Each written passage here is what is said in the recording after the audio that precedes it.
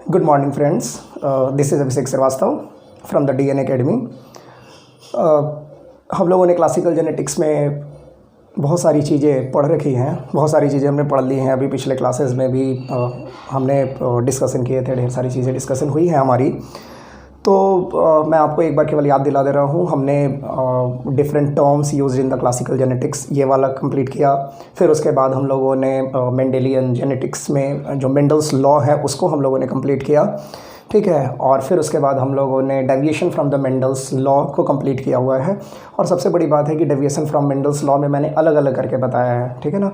Intragenic जो interaction है उनके एग्जांपल्स हमने देखे, जैसे कोडोमिनेंस है या इनकम्प्लीट डोमिनेंस है ना.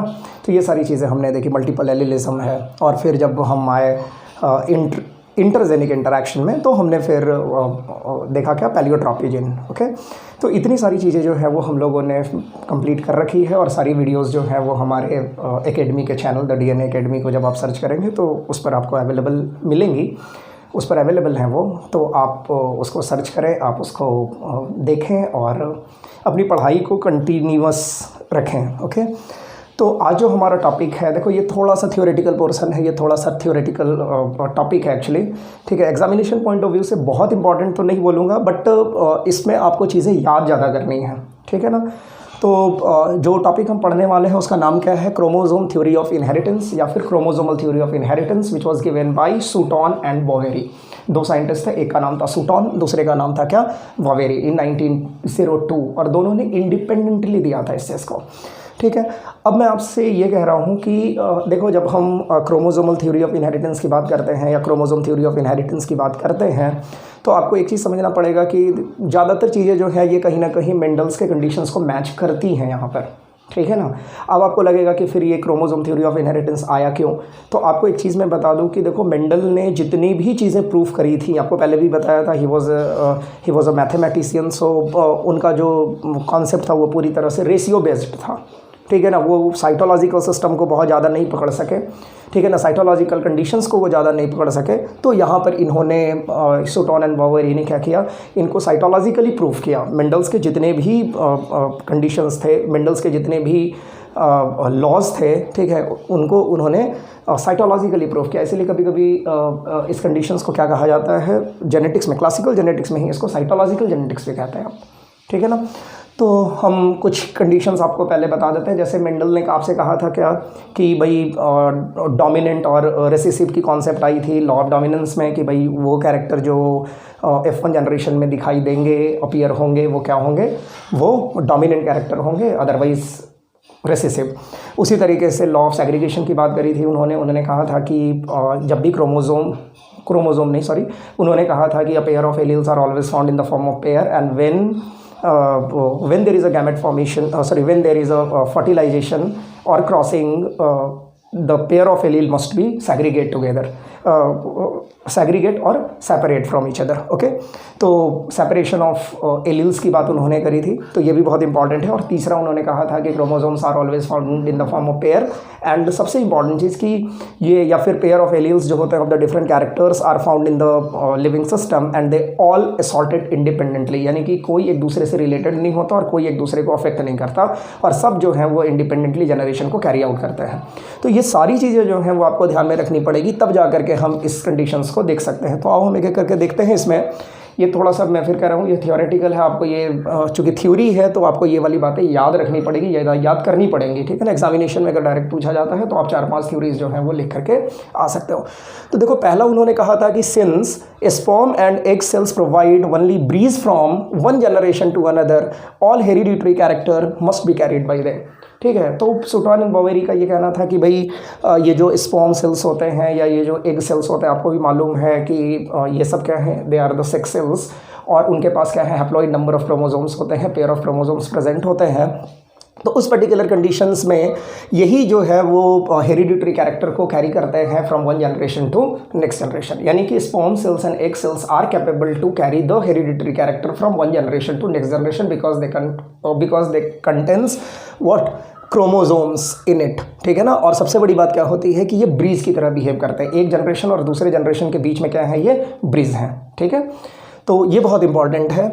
दूसरा जो कंडीशंस यहाँ पर आपको दिखाई दे रहा है, देखो sperm cell lose practically all the cytoplasm during maturation since sperm contributes as much as heredity as does the egg, hereditary factor must be carried by the nucleus. देखो सबसे बड़ी बात ये होती है कि हमको ये भी समझना पड़ेगा कि क्या हेरिडिटरी कैरेक्टर को कैरी करने के लिए साइटोप्लाज्म रिस्पॉन्सिबल है या फिर न्यूक्लियस रिस्पॉन्सिबल है। तो इसको लेकर के भी इन्होंने साइटोलॉजिकली इस चीज़ को प्रूव किया है। इन्होंने कहा कि भाई एग में तो हमें नहीं पता चलेगा, बट स्पर्म के कंडीशंस में क्या होता है कि जब स्पर्म सेल्स बनते हैं, ठीक है ना, तो उस पर्टिकुलर टाइम में जब उनकी मैच्योरिटी नहीं होती, जब वो बनते हैं तो उस पर्टिकुलर टाइम में क्या होते हैं, इनके पास साइटोप्लाज्म की मात्रा बहुत ज़्यादा होती है। They contains large amount of cytoplasm in it. But जैसे जैसे आगे बढ़ते चले जाते हैं और जैसे जैसे ये मैच्योर होते चले जाते हैं, तो फाइनल मैच्योरिटी के टाइम में क्या हो जाता है, इनमें जो साइटोप्लाज्म की मात्रा है वो बिल्कुल न के बराबर बचते है। ठीक है, practically they lose all cytoplasm from them. अब कंडीशन ये होती है, लेकिन फिर भी ये उसी तरीके से जनरेशन को कैरी करते हैं, ठीक है, जिस तरीके से एग सेल्स जो है वो जनरेशन को कैरी कर रहा है। इसका मतलब क्या हुआ, इसका मतलब ये हुआ कि जो मतलब इन्होंने ये कहा कि कंट्रीब्यूशन जो है एग सेल्स का उतना ही कंट्रीब्यूशन होता है स्पर्म सेल्स का for the what, to carry the hereditary character, ठीक है, from one generation to next generation, even though the cytoplasm in the sperm cells is practically lost.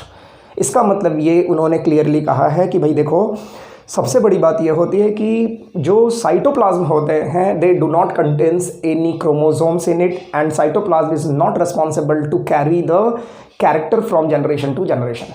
ठीक है, यहाँ पर सोल रिस्पॉन्सिबिलिटी किसकी होती है, न्यूक्लियस की होती है। So nucleus are the sole responsible part to carry the character from one generation to next generation at all. तो ये वाली कंडीशंस आपको समझनी पड़ेगी। इसलिए इन्होंने कहा कि प्रैक्टिकली लूज भी कर जाते हैं during the time of maturity sperm cells अपने साइटोप्लाज्म को, लेकिन फिर भी कैरेक्टर्स जो होते हैं, हेरिडिटी कैरेक्टर्स बराबरी से कैरी होते हैं, चाहे वो एग के हों चाहे वो स्पर्म के हों। इसका मतलब ये हुआ कि ये सारा का सारा जो खेल है वो किसका है, न्यूक्लियस का, न कि साइटोप्लाज्म का। तो ये भी प्रूफ हो गया कि भाई साइटोप्लाज्म की कोई रिस्पॉन्सिबिलिटी नहीं होती है जनरेशन को कैरी करने में। ये सारी रिस्पॉन्सिबिलिटी किसकी है, तो ये सारी रिस्पॉन्सिबिलिटी जो है वो न्यूक्लियस की होती है। एग और स्पर्म सेल्स के जो न्यूक्लियस होते हैं they are only responsible to do the thing. वहीं पर मैं आपको बताऊंगा आगे चल के कि एम्फीमिक्सिस एक टर्म हम लोग यूज़ करते हैं, mixing of chromosomes, mixing of nucleus की बात आती है, तो वो हम देखेंगे बाद में। तीसरा कंडीशन इन्होंने कहा था chromosomes are always found in the form of pair as Mendelian factor. Chromosomes are always found in the form of pair, ठीक है ना, पेयर के ही फॉर्म में क्रोमोसोम्स के प्रेजेंस की बात आप कर सकते हैं, ठीक है ना। 46 chromosomes are found in the form of 46 chromosomes are found in the human being, ठीक है। इसका मतलब ये हुआ कि 23 सेट्स ऑफ क्रोमोसोम्स, यानी कि वो 23 pairs of chromosomes are found in the human being. So ये क्रोमोसोम्स जो होते हैं they are always found in the form of pair. और ये वाली बात जो है वो मेंडल ने भी कह रखी है कि मेंडल का भी यही कहना था कि chromosomes are found in the form of what their sets, ठीक है। या फिर मेंडल का यही कहना था कि alleles are always found in the form of pairs. तो एक ही चीज़ है, यहाँ पर वही कंडीशंस हैं। उसके बाद देखो चौथे नंबर की जो बात हम करते हैं, union of sperm and egg with a single set of the chromosome reestablish for new organism the whole number of chromosomes previously scenes in the body cells of the parent organism. देखो क्या लिखता है, union of the sperm and egg with a single set of chromosome reestablish for the new organism the whole number of chromosomes previously seen in the body of the parental organism. इसका मतलब ही ये हुआ कि भाई chromosomes जो होते हैं obviously they are found in the form of set, pairs के फॉर्म में होते हैं। एक सेल्स के पास भी 23 पेयर्स ऑफ क्रोमोसोम, जो आपके स्पर्म होते हैं उनके पास भी सेम 23। अब कंडीशन ये होती है कि जब हम आगे बढ़ करके और देखते हैं कि there is a gamete formation, तो वहाँ पर क्या होंगे, एक सेल्स आएंगे, इधर से स्पर्म सेल्स आएंगे, दोनों आपस में मिलेंगे। तो यहाँ पर 23 chromosomes from the mother side यानी एक सेल से and 23 chromosomes from the father side यानी कि स्पर्म सेल से, ये दोनों मिलेंगे, एम्फीमिक्सिस होगी, दोनों क्रोमोसोम मिल करके वापस से क्या हो जाएंगे, रीएस्टैब्लिश करेंगे।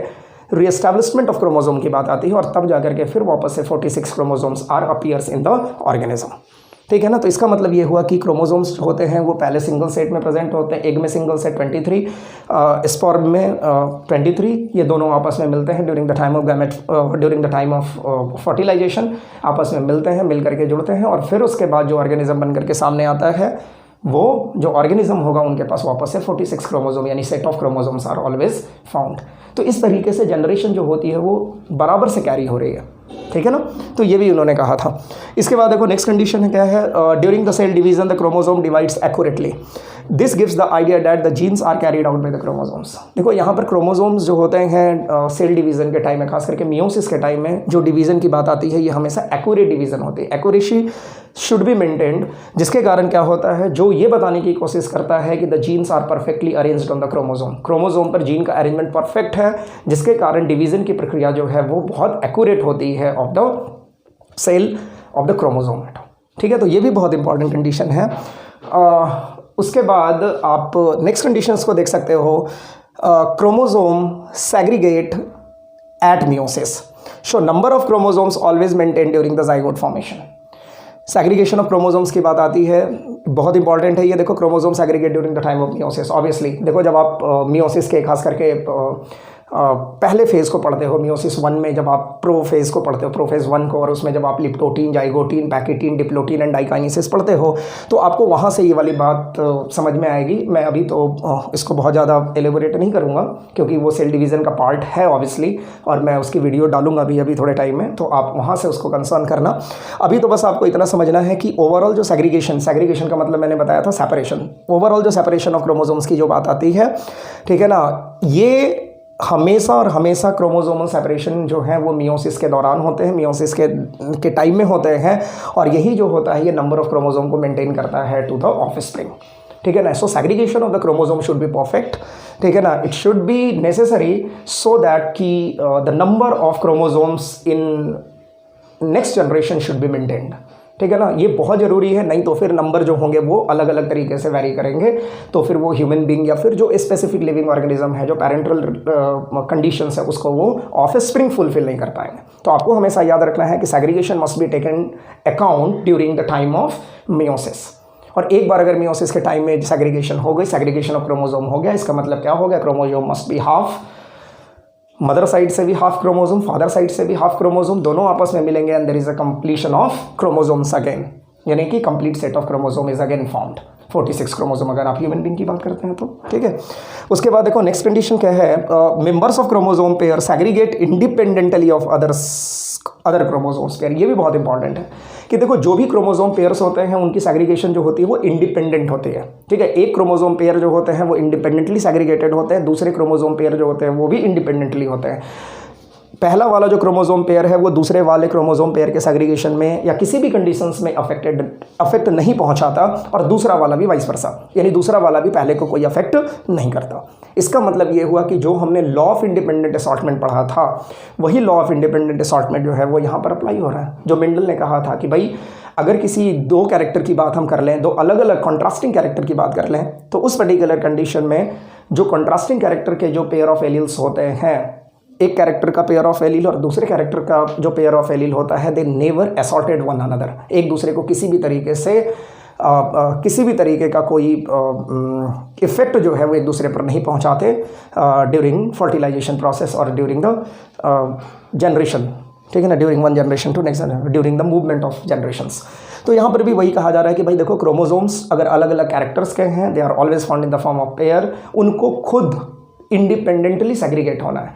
एक क्रोमोसोम पेयर जो एक कैरेक्टर का है, दूसरा क्रोमोसोम पेयर जो दूसरे कैरेक्टर का है, ये दोनों कभी भी एक दूसरे को सेग्रीगेशन में मदद नहीं करते, they all independently segregated to one another. ठीक है, तो इस तरीके से मैंने आपको बता दिया क्रोमोसोम थ्योरी ऑफ इनहेरिटेंस, जो कि साइटोलॉजिकल प्रूफ थी मेंडलिज्म के।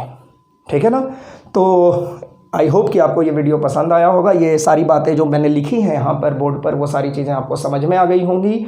और अब आप एनसीईआरटी को पढ़ो या फिर अब आप किसी भी साइड बुक को पढ़ोगे तो अब आप आसानी के साथ इसको समझ सकते हो। आपको याद करना पड़ेगा, इसलिए याद करना पड़ेगा क्योंकि ये थ्योरी है, और थ्योरी की कंडीशंस में सबसे बड़ी समस्या यही होती है कि हम अपने मन से कुछ भी नहीं लिख सकते।